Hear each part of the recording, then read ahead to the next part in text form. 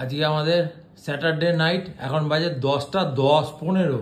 এটা অস্বাভাবিক, কিছু করার নেই। না আমরা এসে যে ইয়ে খেলাম সেটা তো বললে না। খেলাম, তা হলো এত রাত্রি হাফ খেয়েছি, পুরোটা খাইনি। এখন আমার মাঝরাত।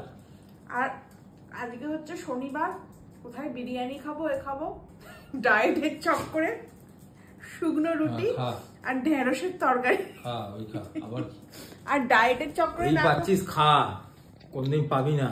কিন্তু আমি 2 কেজি ওজন কমিয়ে ফেলেছি সন্টু মন্টু। আর কালকে তোমাদের আমি বলেছি না, এই কালীধার লাপাতা দারুণ বই হয়েছে, তোমরা দেখো। জানি না এবার কতটা কার মানে হবে, আমরা খুব ইমোশনাল হয়ে গেছিলাম বইটা দেখে। খুব ভালো বই, খুব রিলেট করতে পারছিলাম, খুব ভালো লাগে। আমার কেউ বলো না বিছনা বসে খাচ্ছি, আমি বিছনা বসে ঘুমাই।